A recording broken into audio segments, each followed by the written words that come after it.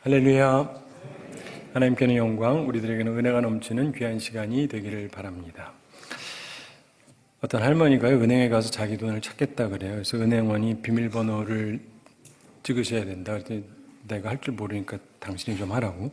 그랬더니 번호가 뭔데요? 그랬더니 비둘기 그래요. 그래서 은행원이 웃으면서 물어봤습니다. 할머니, 비둘기는 새 이름이에요.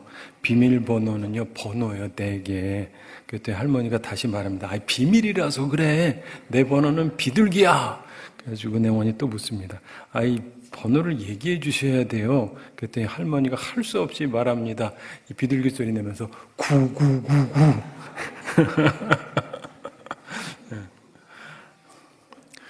자, 우리가 살면서 살기 위해서는 먹어야 되지 않습니까? 그래서 양식이 꼭 필요합니다. 근데 우리는요, 영도 있고 육도 있기 때문에 육적인 양식도 필요하고 영적인 양식도 다 필요합니다. 주님은 그걸 다 아세요. 그래서 우리에게 일용할 양식을 달라고 구하라고 하셨죠. 그래서 육적인 양식의 필요도 아십니다. 그런데 그 전에 주님께서 하나님의 나라와 의를 먼저 구하는 기도를 하도록 가르치십니다. 자, 우리가 살아가면서 보면 주님께서는요, 너희가 무엇을 먹어야 되는지, 무엇을 입어야 되는지 걱정하지 마라. 하나님께서 하늘아버지가 다 아신다. 너희는 먼저 그의 나라와 그의 의를 구하라. 그리하면 너에게 이 모든 것을 더하시리라. 그러니까 육신의 것을 안 주신다는 거예요? 주신다는 거죠. 단지 우선순위를 정확히 해라. 이런 말씀입니다. 그래서 바른 우선순위를 가지고 있어야 됩니다. 오늘은 썩는 양식과 영생의 양식 이런 제목으로 말씀을 나눕니다. 썩는 양식은 몸의 양식을 얘기하고 영생의 양식은 말씀을 얘기하는 것입니다. 자, 그런데 오늘 말씀에서 보면 오병이어 사건 이후에 벌어졌던 사건을 요한복음에서 좀 특별하게 설명하고 있습니다. 다른 마태, 마가, 누가 이 공관복음에서는 설명하고 있지 않은데 요한복음에서만 특별히 얘기하는 게 뭐냐면 예수님께서 이 사건을 하신 것을 보면서 이 기적을 보면서 사람들이 예수님을 왕으로 삼고 싶어 했다는 것입니다. 6장 15절 읽지 않았지만 그러므로 예수께서 그들이 와서 자기를 억지로 붙들어 임금으로 삼으려는 줄 아시고 다시 혼자 산으로 떠나가시니라 이런 말씀이 나옵니다.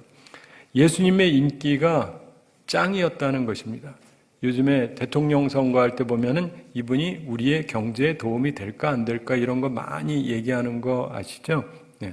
근데 예수님이 되면 이거 다 해결되겠다라고 생각하니까 이 사람들이 예수님을 임금으로 삼으려고 그랬습니다. 요즘 얘기로 하면 대통령 삼으려고 그랬다 이런 얘기입니다. 그런데 예수님은 그걸 원하지 않으셨어요. 그리고 그날 밤에 그것을 떠나서 배를 타고 건너편으로 가셨습니다. 근데 다음 날이 되니까 이 사람들이 또 배를 타고 찾아왔어요. 자, 그곳에서 있었던 일이 오늘 6장 25절부터 65절에 걸쳐서 길게 나옵니다. 그때 예수님께서 사람들에게 자신이 생명의 떡이다 이런 말씀을 합니다. 생명의 양식이라는 거예요. 그런데 예수님의 이 말씀, 이 설교 말씀을 듣고 특이한 결과가 발생을 합니다. 우리가 주목해야 되는 부분인데 본문 마지막 부분에 있는 66절 함께 읽어보겠습니다. 그때부터 그의 제자 중에서 많은 사람이 떠나가고 다시 그와 함께 다니지 아니하더라. 아멘. 참 이상한 일입니다. 예수님 만나고 기적을 보고 예수님 설교 들으면 얼마나 좋을까요? 사랑하는 성도 여러분, 오늘도 예수님께서 이 자리에 설교하시면 어떨 것 같습니까? 다 믿고 따를 것 같죠. 근데 오늘 말씀을 보면 아니다. 이렇게 말씀하고 있습니다. 예수님의 설교를 듣고 제자들이 두 종류로 나누어집니다. 떠나간 사람과 남은 사람. 제자인데 그 설교 말씀을 듣고 떠난 사람이 있습니다. 생명의 말씀인데 떠난 사람들이 있어요. 예수님과 끝까지 동행하지 않고 떠나간 사람들. 이런 사람들은 왜 그러냐면 육의 양식, 그 썩는 양식만을 추구하는 사람들이었기 때문에 그렇습니다. 또 반대로 남는 사람들이 있어요. 이런 사람들은 영의 양식을 따르는 사람이었기 때문입니다. 자, 우리는 어떤 사람이 될 것인가를 잘 생각해 봐야 됩니다. 자, 여러분 오해하지 말 것이요. 성경에서 떡이라 그런 건 본래 빵이죠, 빵. 근데 이제 우리 입장에는 이게 밥입니다. 그러니까 요즘 얘기를 하면 돈이라고 그러셔도 되고 이게 우리한테 필요합니다. 살려면. 그렇죠? 예. 그런데 동시에 생명의 양식도 있습니다. 생명의 양식은 말씀, 예수님을 상징합니다. 근데 이상한 것은요, 예수님의 제자들은 세상 사람들이 아니기 때문에 처음에는 말씀을 듣고 왔어요. 여러분처럼 말씀을 듣고 교회 온 사람들처럼 예수님 말씀 듣고 왔습니다. 그런데 예수님께서 말씀하시다가 어느 날은 너무 설교가 길어졌습니다. 그래가지고 사람들이 배고플까 봐 예수님께서 빵을 주신 거죠. 그래서 오병이어의 기적이 일어난 것입니다. 그런데 그랬더니 사람들이 갑자기 이상해지기 시작을 한 거예요. 그때부터 주객이 전도되기 시작을 합니다. 우선순위가 잘못되기 시작해요. 본래 말씀을 위해서 왔고 빵까지 먹어서 배가 불러서 좋다로 끝나는 게 아니라 그 다음에 순위를 바꾸려고 그래요. 먹는 거 먼저 하려고 그래요. 여기서부터 모든 문제가 발생을 합니다. 그런데 주님께서요, 안 주겠다는 식으로 말씀해요. 그랬더니 시험에 들어요. 줄 수 있으면서 왜 안 줘? 짜증나. 그리고는 떠나갑니다. 결국 그들은 가장 중요한 말씀을 잃게 됩니다. 우리 중에 그런 사람은 하나도 없어야 될 것입니다. 자, 그런데 우리 이 장면을 보면서 우리 점검해 봐야 되는데, 썩는 양식을 쫓는, 그래서 말씀을 잃게 되는 사람 먼저 살펴보겠습니다. 이런 사람들, 떠나가는 제자들, 생명의 말씀을 잃게 되는 사람에게 세 가지 특징이 있습니다. 우리가 피해야 될 부분인데, 첫째가 뭐냐면 잘못된 관심입니다. 사람은 다 관심이 있죠. 이런저런 일에 관심이 있습니다. 근데 오해하지 마셔야 돼요. 우리가 모두 이 세상 사는 동안에 물질 필요합니다. 단지 이들의 문제는 그들의 관심이 오직 물질에만 있었다는 거예요. 사실 처음엔 아니었던 것 같은데 오히려 주님 따라다니면서 물질에만 집중을 하게 돼요. 참 이상해요. 교회 오는데 교회는 음식점이 아니잖아요. 그러니까 밥 먹으러 오는 사람은 아무도 없는데 그게 다 말씀 들으러 오는데 말씀 듣고 있다가 교회 신앙생활에서 살짝 바뀌어지는 사람들이 있어요. 이걸 우리가 조심해야 되는 것입니다. 사람들이 예수님을 열렬하게 지지한 것은 주님께서 그들의 필요를 채워줬기 때문입니다. 그런데 많은 사람들이 예수님이 말씀하셨던 제자는 자기 십자가를 져야 된다 그러는데 십자가는 없이 그냥 주님이 주는 선물만을 받고 싶어 했던 사람들이 있어요. 자신을 드릴 줄 모르고 희생할 줄 모르고 예수 그리스도를 이용하려고만 했던 사람들. 오늘 교회에도 그런 사람들이 꽤 많아지고 있는 것 같아요. 예수님께서 이들의 잘못된 관심을 지적하셨던 것입니다. 본문 26절에서 예수께서 대답하여 이르시되 내가 진실로 진실로 너희에게 이르노니 너희가 나를 찾는 것은 표적을 본 까닭이 아니요 떡을 먹고 배부른 까닭이로다 이렇게 말씀합니다. 너희가 생각하는 것은 하나님이 아니고 떡이다, 빵이다, 밥이다, 돈이다. 그러면서 예수님께서 27절에서 중요한 말씀을 하십니다. 27절 함께 읽어보겠습니다. 썩을 양식을 위하여 일하지 말고 영생하도록 있는 양식을 위하여 하라. 이 양식은 인자가 너희에게 주리니 인자는 아버지 하나님께서 인치신 자니라. 아멘. 썩는 양식을 위하여 일하지 말고 영생하도록 있는 양식을 위하여 하라 이렇게 말씀했습니다. 배고픔의 두 종류가 있죠. 하나는 육체적인 배고픔이고 또 하나는 영적인 배고픔입니다. 사람들은 예수님을 통해서 넉넉한 음식을 제공받았습니다. 육체의 배고픔을 면했어요. 그런데 그러고 났더니 갑자기 모든 관심이 배로만 향해요. 육체적인 음식만을 더 원했습니다. 참으로 필요한 다른 굶주림, 예수님에 의해서만 채워질 수 있는 진리를 향한 굶주림, 생명을 향한 굶주림, 의를 향한 굶주림, 사랑을 향한 굶주림, 이런 영적인 굶주림을 채우는 데는 관심이 갑자기 사라져 버렸어요. 심령이 더 이상 가난하지 않게 되었다는 거예요. 잘못된 관심을 갖는 사람들, 모든 관심이 육적인 데에만 있는 사람들은 결국 주님을 떠나게 되는 것입니다. 옛날에 일부 다처제가 허용되던 시절에 있었던 우스갯소리가 있습니다. 한 남자에게 아내가 2명이 있었는데 한 아내는 자기보다 나이가 많고 한 아내는 자기보다 나이가 한참 젊었어요.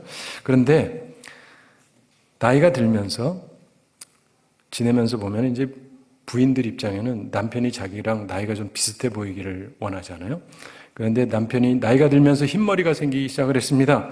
젊은 아내는 남편이 흰머리가 싫었습니다. 그래서 저녁마다 남편의 머리를 빗어주면서 흰머리를 하나 둘씩 뽑았습니다. 흰머리가 없도록. 반면에 나이 많은 아내는 남편에게 흰머리가 생기는 게 은근히 좋았어요.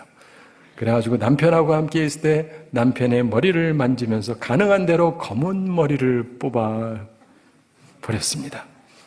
어떻게 되었을까요? 얼마 지나서 그렇죠, 대머리가 되었다. 자, 뭐 웃자는 얘기지만 서로 육적인 욕심만 추구하면 결국 다 손해만 보게 되는 것입니다. 어느 누구도 대머리 남편하고 있으려던 건 아닌데, 그러나 많은 사람들이 잘못된 관심만 갖고 살아갑니다. 나는 어떤가 생각해 보시기 바랍니다. 두 번째로 썩을 양식을 쫓는 사람, 즉 떠나는 제자들의 특징이 있는데 그것은 말씀을 거부하는 거예요. 가르쳐 주는데 그 가르침을 받지를 않습니다. 판단하고 비판을 합니다. 이들은 주님의 말씀을 이해하지 못했습니다. 주님이 말씀하는데 들을 귀를 갖고 듣지를 않습니다. 그래서 말씀을 거부했죠. 본문 41절에 자기가 하늘에서 내려온 떡이라 하심으로 유대인들이 예수에 대하여 수군거려, 이런 말씀이 나옵니다. 주님 말씀에 의문을 갖는 것입니다. 지가 무슨 하늘에서 내려온 떡이냐, 그러면서 인간적인 가치로 판단하니까 그런 거죠. 본문 42절 함께 읽어보겠습니다. 이르되 이는 요셉의 아들 예수가 아니냐, 그 부모를 우리가 아는데 자기가 지금 어찌하여 하늘에서 내려왔다 하느냐. 이는 요셉의 아들 예수가 아니냐. 이 사람들이 분명히 듣기는 들었는데 들으려고 하지 않은 거예요. 귀를 가졌다고 다 제대로 듣는 것은 결코 아닙니다. 비판적인 귀를 가진 사람들이 있어요. 혹은 무관심한 귀를 가진 사람들이 있습니다. 이들은 듣지 못하는 귀를 가지고 있습니다. 따라서 말씀을 거부하죠.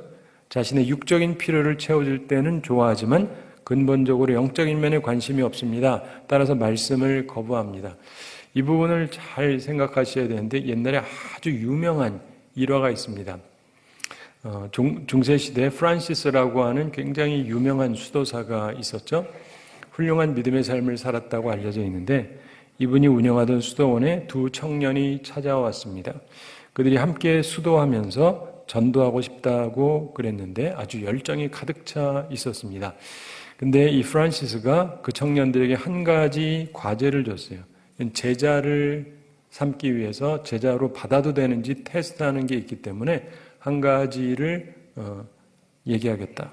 그러면서 젊은이들 밭에다가 배추를 심게. 그러면서 배추를 줬습니다. 그러면서 심때 배추를 거꾸로 심게 그랬습니다. 자, 배추를 거꾸로 심으면 안 되잖아요. 근데 한 사람은 어쨌든 하라 그러니까 그대로 거꾸로 심었습니다. 그리고 다른 사람은 그건 아니니까 그래서 자기 방식대로 제대로 심었습니다. 프란시스가 배추를 제대로 심은 사람에게 말을 했습니다. 당신은 돌아가십시오. 당신은 선생님은 될 수 있을지 몰라도 제자로서는 자격이 없습니다. 그렇죠? 자기 선생도 자기가 판단해서 자기가 하는 사람인데 그 사람이 그 선생한테 뭘 배우겠어요? 굉장히 의미심장한 얘기예요. 제자는 순종해야 됩니다. 그런데 말씀을 거부하는 자가 어찌 주님과 끝까지 함께 하겠습니까? 그렇죠? 나는 어떤가를 잘 생각해 보셔야 됩니다. 세 번째로 썩을 양식을 쫓는 사람, 즉 떠나는 자들의 특징은 변절된다는 거예요. 불충성, 마음이 변해요. 그래서 떠납니다. 예수님께 등을 돌립니다. 본문 66절 함께 읽어보겠습니다. 그때부터 그의 제자 중에서 많은 사람이 떠나가고 다시 그와 함께 다니지 아니하더라. 한때 좋아서 따라왔습니다. 그런데 이제 등을 돌려요. 변절합니다. 그리고 다시는 함께하지 않았다. 본래 큰 무리가 예수님을 따라다녔습니다.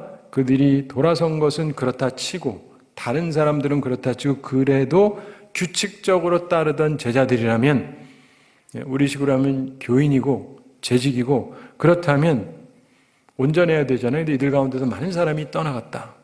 변절했다. 이런 얘기입니다. 예수님이 생명의 양식이지 않습니까? 예수님의 초대를 거절하는 것은 생명의 본질을 거절하는 것입니다. 그러나 예수님의 말씀을 듣고도 이렇게 변절하는 수많은 제자가 있었다고 성경은 말씀합니다. 그래서 요한복음 1장 11절에서 예수님께서 자기 땅에 오매 자기 백성이 영접하지 아니하였으나 이렇게 말씀하고 있습니다.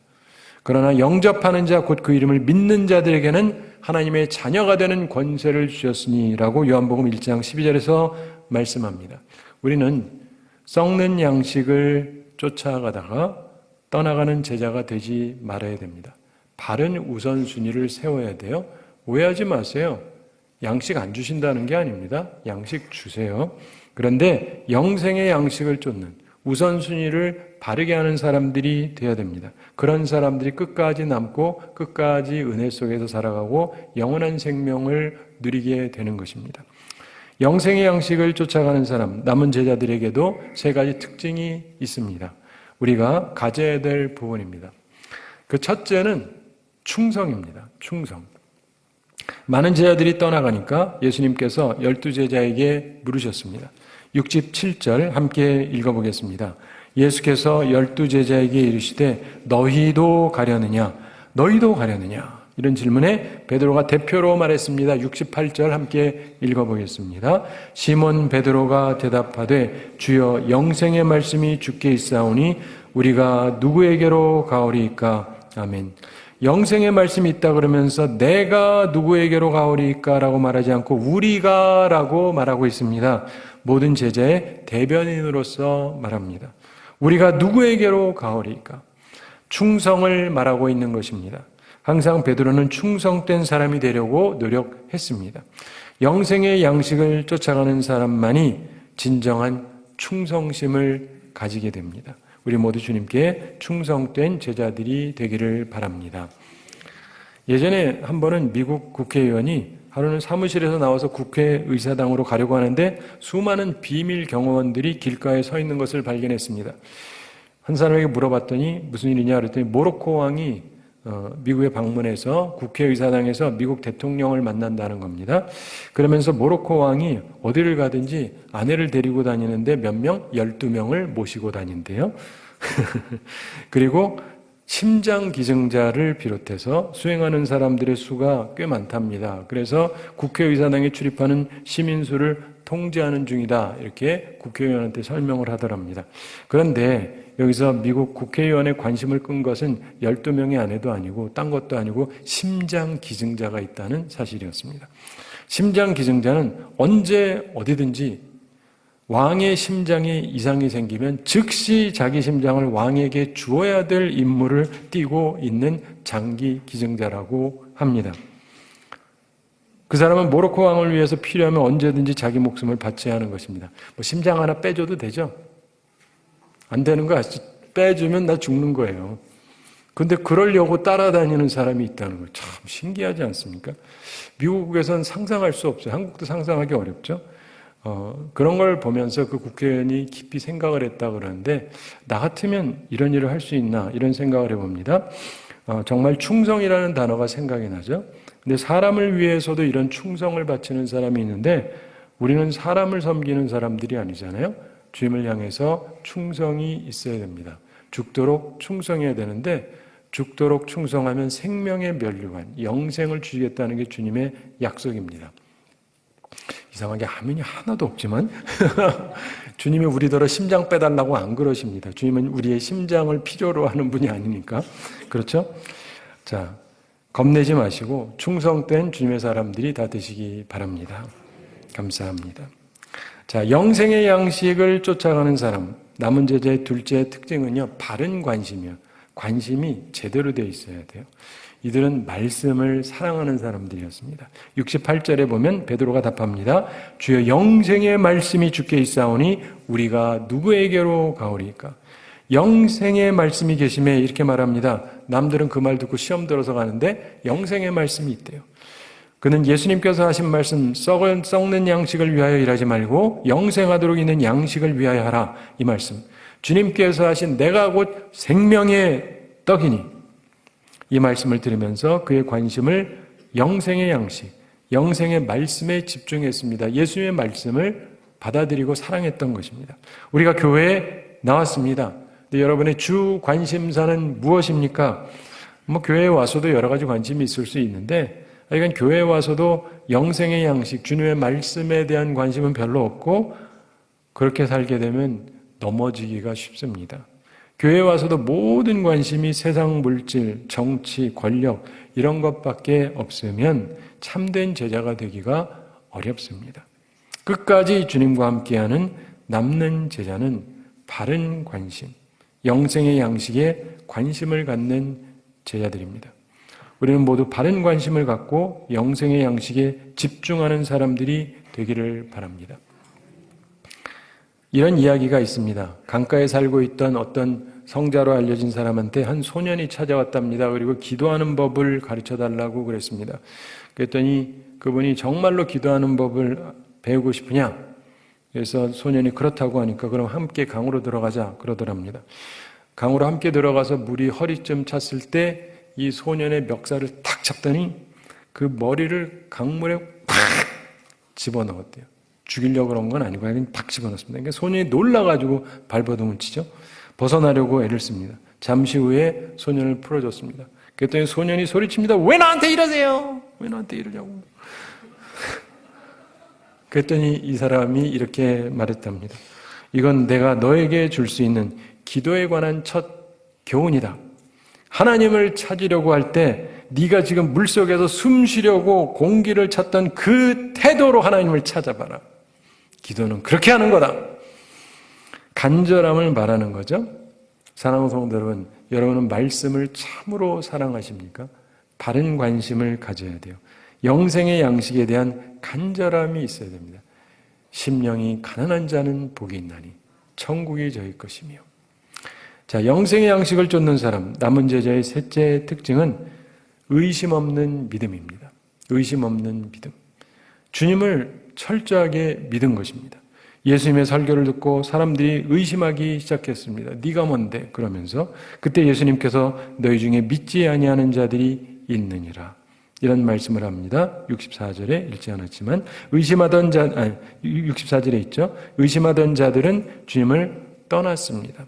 그러나 믿음을 가진 자들, 의심 없는 믿음을 가진 사람들은 남은 거예요. 본문 69절에서 베드로가 대표로 말합니다. 69절 함께 읽어보겠습니다. 우리가 주는 하나님의 거룩하신 자이신 줄 믿고 알았사옵나이다. 아멘. 다른 사람들은 의심하지만 믿고 알았다 이렇게 고백을 합니다. 똑같은 말씀을 들어도 그러면서 말씀을 전하는 자를 의심하는 자도 있고 베드로처럼 믿는 자도 있다는 거예요. 이런 의심 없는 믿음으로 이들은 결국 결실을 맺게 되었습니다. 우리가 아는 대로 베드로는 이후에 아름다운 믿음의 결실을 맺게 됩니다. 그에게 실수도 있지만 결국은 큰 열매를 맺게 되죠. 영생의 양식을 쫓아가는 사람이었기 때문에 그렇습니다. 우리 모두 의심 없는 믿음을 가지고 주님을 따르게 되기를 바랍니다. 말씀을 마치기에 앞서서 한 가지 생각할 게 있습니다. 가룟 유다에 대한 부분입니다. 자, 이 말을 듣고 끝나면 남아있으면 된다라고 생각할 수 있는데 그렇지 않아요. 70절에 보시면 예수님께서 말씀하십니다. 예수께서 대답하시되 내가 너희 12를 택하지 아니하였느냐? 그러나 너희 중에 한 사람은 뭐라고요? 마귀니라 하시니. 너희 중에 한 사람은 마귀니라. 끝까지 남았어요. 충성되게 보입니다. 그런데 충성된 자가 아니고 말씀을 사랑하는 자도 아닙니다. 그는 마귀예요. 저는 예수님께서 무서운 선언을 하시는 것입니다. 그러면서 71절에서 부연 설명합니다. 71절 함께 읽어보겠습니다.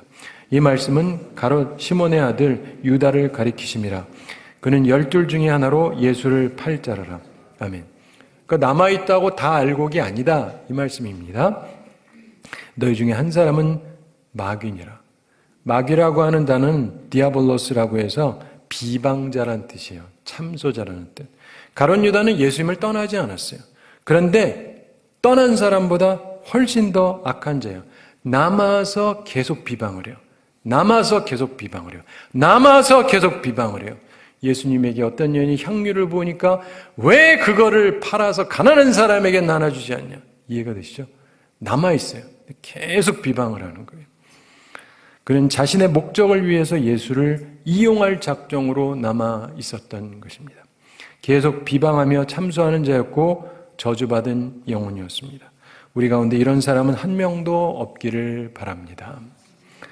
우리가 주목해야 될 사실이 있습니다. 베드로가 이때 모든 것을 이해한 것은 아닐 것입니다. 그러나 그는 기꺼이 주님을 따를 충성심을 가지고 있었습니다. 기독교는 철학이 아니고 이론이 아니고 지성에 도달하는 것도 아닙니다. 기독교인이 된다는 것은 예수 그리스도를 향한 개인적인 응답을 하는 거예요. 그분에 대해서 우리 마음을 드리고 우리의 충성을 드리고 우리의 사랑을 드리는 것입니다. 하나님께서 택하신 사람들에게 믿음을 선물로 주세요. 그래서 우리는 은혜로 구원을 얻는 것입니다. 그분이 믿겨지는 것이 은혜예요. 추수의 계절을 맞으면서 베드로처럼 영생의 양식을 추구하는, 그러면서 온전한 고백을 하는 바른 주님의 제자들이 다 되기를 바랍니다. 한 가지 이야기 말씀드리면서 오늘 말씀을 마치겠습니다. 미국 엘라바마주의 수마탕가라는 곳에 수양관이 있습니다. 그런데 그 수양관 뒤에 약간 높은 산 정상에 크게 십자가를 세워놨는데 밤이면 불로 조명을 합니다. 그래서 멀리서도 볼 수 있다고 그럽니다. 근데 어느 날 밤 한 사람이 이 캠프장의 책임자를 찾아와서 산 위에 있는 십자가까지 좀 데려다 달라고 부탁을 합니다. 밤중에 길이 좀 위험할 수 있는데 이 사람이 하도 진지하게 부탁해서 차를 타고 함께 갔습니다. 가는 길에 이 사람이 왜 십자가로 가는지를 설명을 합니다. 바로 전날 밤에 이 사람이 복잡한 현실에서 도피하고 싶어서 단발 비행기를 타고 이 프로펠러 하나 있는 거 이걸 타고 조종해서 아틀란타에서 버밍햄으로 비행을 떠났습니다. 미국 남동부 쪽이거든요. 근데 죽고 싶은 마음도 있었습니다. 한편으로. 그래서 일기가 나쁜데도 그냥 떠났어요. 뭐 죽으면 죽으리라.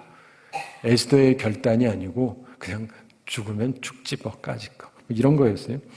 비행하다가 근데 갑자기 눈보라가 치는데 대단히 크고 강한 눈보라였답니다. 근데 사람의 마음은요 변덕이 심합니다. 그렇게 살기 싫었는데 갑자기 살고 싶어지더랍니다. 위험에 빠져가지고 구조 요청을 무전을 쳤는데 근데 문제는 현재 자신의 위치를 모른다는 거예요. 그래서 짙은 눈보라 속에서 뭘 좀 보는데 아무것도 보이지가 않습니다. 근데 그때 갑자기 앞에 환하게 빛나는 십자가가 나타나더랍니다. 그래서 처음에는 이게 환상인가 했대, 환상인가. 그래서 어쨌든 무전으로 자기가 어디 있는지는 모르는데 하여간 밝게 빛나는 십자가 앞에 있다 이렇게 말했답니다. 그랬더니 상대방이 그 위치를 파악하고 가장 가까이 있는 작은 비행장으로 인도해 줬습니다. 그래서 무사히 비상 착륙을 했답니다. 비행장 사람들이 그에게 그 십자가 때문에 당신 구조가 가능했다 이렇게 말했습니다. 듣고 보니 참 감사한 일이죠. 캠프 책임자와 이 사람이 십자가에 도착을 했습니다. 차에서 내린 그가 십자가 앞에 가서 꿇어 엎드렸습니다.